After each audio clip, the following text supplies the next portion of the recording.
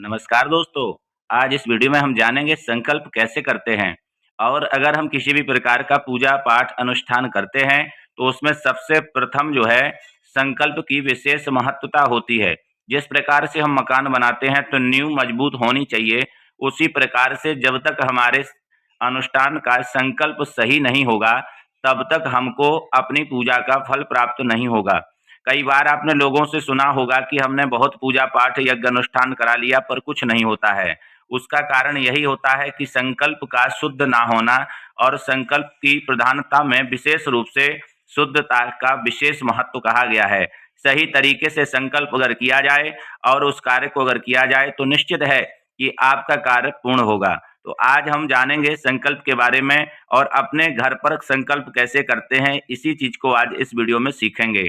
तो अगर अभी तक आपने हमारा चैनल सब्सक्राइब नहीं किया है तो कर लेना, क्योंकि ये चैनल पूर्ण रूप से निःशुल्क है, किसी भी प्रकार से कोई शुल्क नहीं है। चलिए शुरुआत करते हैं। सबसे पहले आपको स्नान कर लेना है। स्नान करने के बाद में आपको जिस स्थान पर पूजा करनी है उस स्थान पर एक सुंदर आसन बिछा करके बैठ जाना है। और बैठने के बाद यजमान अगर आपके साथ हैं तो यजमान को पूरब मुख बैठा दें और ब्राह्मण उत्तर दिशा में मुंह करके बैठेंगे। अगर ब्राह्मण पूरब में मुंह करेंगे तो यजमान का मुख उत्तर दिशा की ओर हो जाएगा।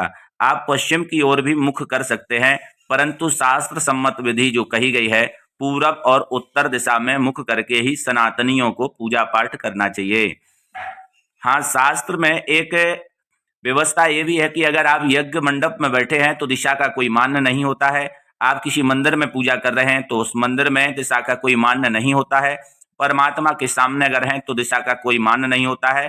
ब्राह्मण, तुलसी, गंगा, गाय और देवालय, इनमें दिशा नहीं देखी जाती हैं। अर्थात चारों तरफ मुख करके आप भगवान की आराधना कर सकते हैं, परंतु विशेषतः आपको पूरब और उत्तर दिशा में ही मुख करके पूजन करना चाहिए। तो सबसे पहले आप पूरब मुख करके बैठ जाएंगे। सामने अपने जल रख लेंगे और एक सिपाड़ी, एक सिक्का और पुष्प, चावल लेकर के हाथ में पान के पत्ते पर रखें। अब रखने के बाद में संकल्प की प्रक्रिया शुरू करें।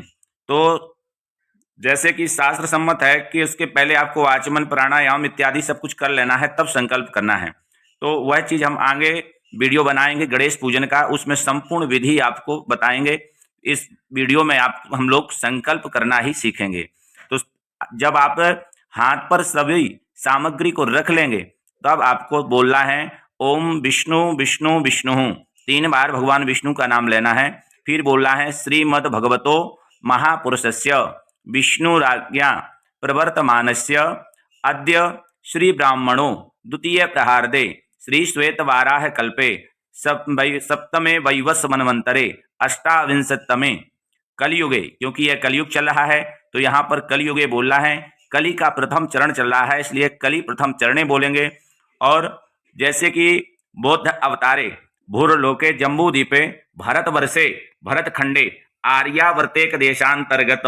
अच्छा, अब यहाँ पर आपको आर्यावर्तेक देशांतर्गत के बाद में जिस क्षेत्र में आप हैं, जहां पर बैठ के आप पूजा कर रहे हैं, उस स्थान का नाम जोड़ना है। जैसे अभी आप देख रहे हैं कि अमुक क्षेत्र लिखा है तो यहाँ पर अपना क्षेत्र जोड़ दें। विक्रम शके षड सप्तांतरे, उसके बाद में आपको सीधे मध्य अब संवत्सर का नाम जोड़ना है। जो संवत चल रहा है उस संवत का नाम जोड़ दें। जैसे इस समय रुद्र नाम का संवत चल रहा है। उसके बाद में अमुक आईने, यहाँ पर आप जो है अयन जोड़ना है। जैसे इस समय उत्तरायण चल रहे हैं और कौन सी ऋतु चल रही है, अमुक ऋतु है, तो अमुक की जगह पर आपको ग्रीष्म ऋतु जोड़ देना है। महामांगल्य प्रद मासोत्तमे मासे, अर्थात इस जगह पर आपको क्या जोड़ना है, अमुक मासे की जगह पर यह ज्येष्ठ का महीना चल रहा है, अधिक ज्येष्ठ मासे, अर्थात परसोत्तम मासे भी बोल सकते हैं, अधिक ज्येष्ठ मासे भी बोल सकते हैं। अमुक पक्ष, कौन सा पक्ष में आप पूजा कर रहे हैं उस पक्ष को, जिस दिन आप पूजा कर रहे हैं उस दिन को जोड़ देना है, जहां पर अमुक वासरे लिखा हुआ है। अमुक नक्षत्रे, जो नक्षत्र उस दिन है उस नक्षत्र को यहाँ पर बोलना है अमुक नक्षत्र की जगह पर। एवं अब उसके बाद में ग्रह गण विशेषण विशिष्टायाम शुभ पुण्य तिथौ देखिए शुभ पुण्य तिथौ लिखा है, उसके बाद अमुक गोत्र है। अब यजमान अगर हैं तो यजमान अपना गोत्र ले लें, अगर पंडित जी हैं तो अपने लिए अगर आप कर रहे हैं, स्वयं के लिए कर रहे हैं तो अपना गोत्र ले लेंगे। और उसके बाद में अब आपको यहाँ पर जोड़ना है श्रुत आत्ममात्मनः। अब ममात्मनः के बाद क्या कहेंगे?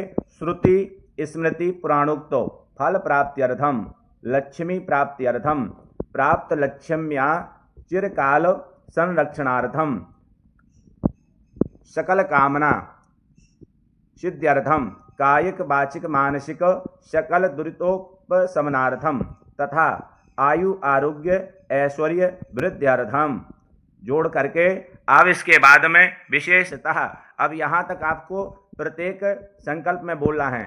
अब उसके बाद में आप सत्यनारायण कथा कर रहे हैं तो सत्यनारायण कथा, पूजन कथा श्रवणाख्यम बोल देंगे, या सच्चंडी यागख्य बोल देंगे, या विष्णु याग करिष्य बोल देंगे, या रुद्र याग करिष्य बोल देंगे, या सपाद लक्ष्य महामृत्युंजय याग करिष्य बोल देंगे। जो भी कार्य आप करने जा रहे हैं उस कार्य को आप बोल देंगे। तो इस प्रकार से संकल्प करना चाहिए और संकल्प के द्वारा ही कार्य की सिद्धि होती है। तो आज हम लोगों ने संकल्प की महत्वता जानी, और निरंतर अगर आप हमारे चैनल पर वीडियो देखते हैं तो आपके लिए सरलता से समस्त पूजन हम आपको बारी बारी से बताते चलेंगे, किस प्रकार से करना है, कैसे करना है। संपूर्ण विधि आपको इस चैनल पर एकदम सरल भाषा में प्राप्त होती जाएगी। तो अगर अभी तक आपने चैनल को सब्सक्राइब नहीं किया है तो कर दीजिए। यह चैनल पूर्ण रूप से निःशुल्क है, किसी प्रकार से कोई शुल्क नहीं है। जय माता दी, जय श्री कृष्णा।